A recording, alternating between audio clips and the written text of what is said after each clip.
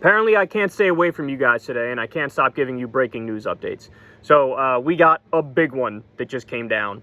Donald Trump has been ordered to pay $83 million. It's actually $83.3 million to be exact in damages because he defamed E. Jean Carroll, who's the woman who he sexually assaulted in a department store in the 1990s.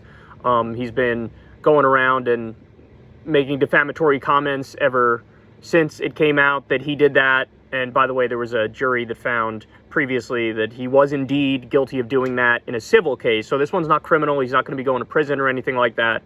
But he has been ordered to pay $83.3 million in defamation damages. So look, the most important point to make here is one I've been making for a while, which is that Trump for a very long time had this aura of invincibility about him, that no matter how the Democrats tried to go after him and stop him, it would always backfire, and he would come out looking stronger than before. Russiagate's a good example of this. He was impeached twice, but it would get through the House and then die in the Senate, which means he wouldn't be impeached, convicted, and removed. So it just felt like nobody's ever going to get this guy on anything. But what happened in this case is very similar to what happened in the New York business fraud case, where he was already found liable. So in New York in particular, it's business fraud, it's insurance fraud, it's tax fraud. We already know he's effectively guilty, or liable as they say in civil terms, and he's going to have to pay a fine of up to $250 million for that case, and he's going to lose his business license in New York. Well, now we learned in a different trial, defamation trial, he has to pay $83.3 million to E. Jean Carroll. So let me go through some of this for you. This is in NBC News. Former President Trump must pay writer E. Jean Carroll over $83 million in damages for repeatedly defaming her, a jury found Friday. The 9-person jury began deliberations in federal court in New York at 1:40 p.m. Eastern Time and reached a verdict in just under 3 hours. By the way, I'm going to get to in a second, Trump testified in this, and it did not go well. He also ran out of the courtroom at one point, like a child throwing a tantrum. The award included $11 million for damage to Carroll's reputation, $7.3 million for emotional harm and other damages, and $65 million in punitive damages. The decision came after contentious closing arguments that saw Trump storm out of the courtroom. He returned for his own attorney's closing arguments. This is that Alina Habba lady who he's seen with everywhere. She's basically living at Mar-a-Lago right now. He returned for his own attorney's closing arguments, but left the courthouse at 4 p.m. before the jury returned its verdict. He posted about it on his social media platform on Truth Social a short time later. Quote, "Absolutely ridiculous," he wrote, adding he would be appealing. Quote, "They have taken away all First Amendment rights. This is not America." Trump had already been found liable for defaming Carroll while he was president by mocking her allegation that he'd sexually abused her. So this jury was only tasked with determining how much she should be paid in damages.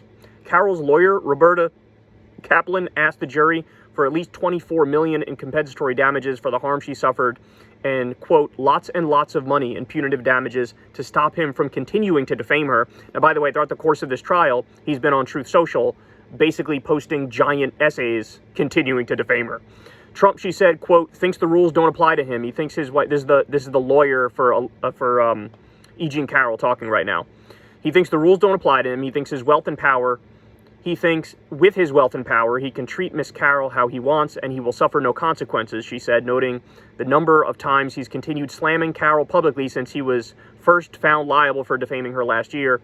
She urged the jury to make him pay for what he has done to E. Jean Carroll. So they go on to say here, Trump's attorney, Alina Habba, managed to maintain that Carroll, quote, had failed to show she is entitled to any damages at all because she actively sought the comments and attention she received, but also said Trump was not to blame for the number of threats she received online after she went public. Quote, he has as much control of social media users as he does the weather, she said. Look, this is a theme that we're going to see in a lot of his cases where it's like, yeah, he may have said he wanted this thing to happen. Yeah, he may have prodded people to do this thing. Yeah, he may have doxed random individuals working in the various court cases. But ultimately, is he really to blame? Come on, let's be kind here. And look, I don't think that's going to land. I don't think that's going to land in the election subversion cases and, the fraudulent elector scheme that he tried to employ. I don't think it's really going to work in the courtroom where it's like, yeah, you said, go to the Capitol and you got to be strong. We can only take our country back with strength.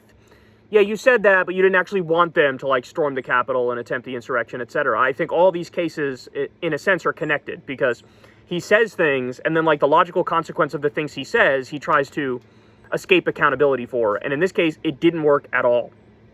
Haba contended an expert report used by Carroll that said it would cost... Haba contended an expert report used by Carroll that said it would cost $7 million to $12 million to repair her reputation, had more holes than Swiss cheese. The jury awarded Carroll $11 million on that claim. So in other words, this is the jury, after looking at all of the evidence and hearing the arguments, siding much more with E. Jean Carroll than they sided with Trump and Alina Haba. And by the way, they went out of their way to try to have a situation where the jury was like total blank slates. People who don't have strong opinions on Trump one way or the other. Literally people who don't have strong opinions on politics one way or the other. They try to get people who basically have been living under a rock for the entire Trump years, who really have no preconceived notions about the guy at all. They wanted them to be the jury. They succeeded in getting people like that, and these people thought, yeah, sorry, you're going to have to pay up quite a bit. The trial started on January 16th, and Trump was the final witness in the case. He testified for under 5 minutes. The verdict is the second for Carroll against Trump. A different jury last year found Trump liable for sexually abusing her in a New York City department store in the 1990s and for defaming her by mocking her claims after he left the White House. They awarded her $5 million in damages, a judgment Trump is appealing. So, different case with E. Jean Carroll. She won that one as well. It was a $5 million settlement there. Now it's $83.3 million.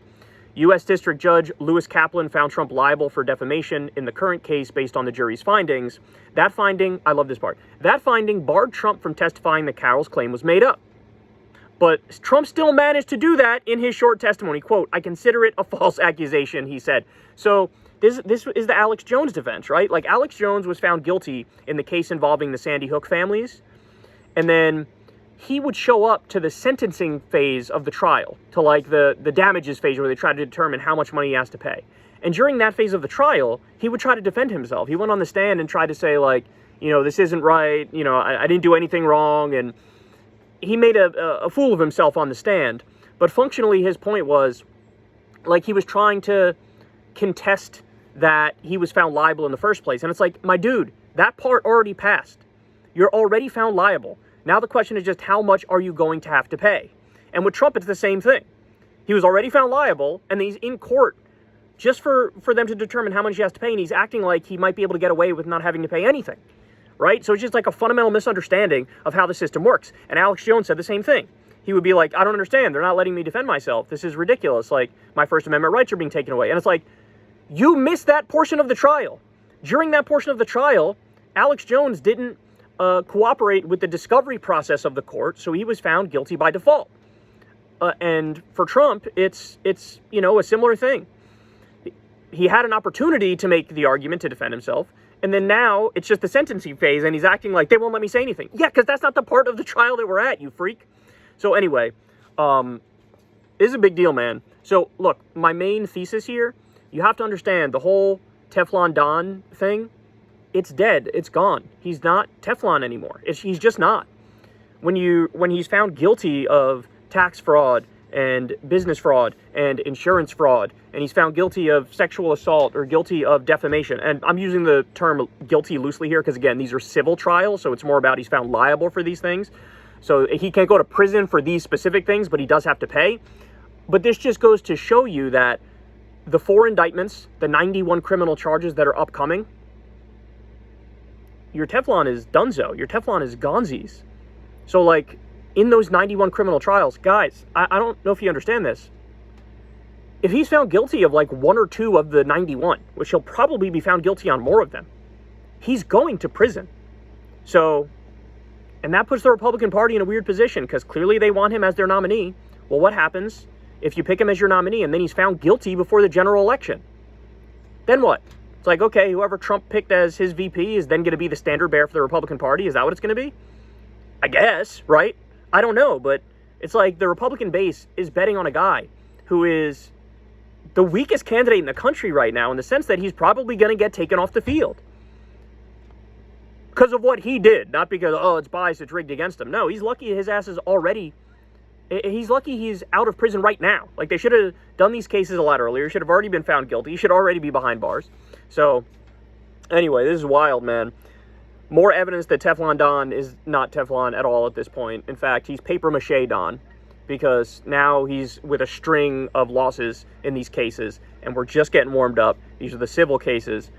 You just wait for the criminal cases. It's going to be wild.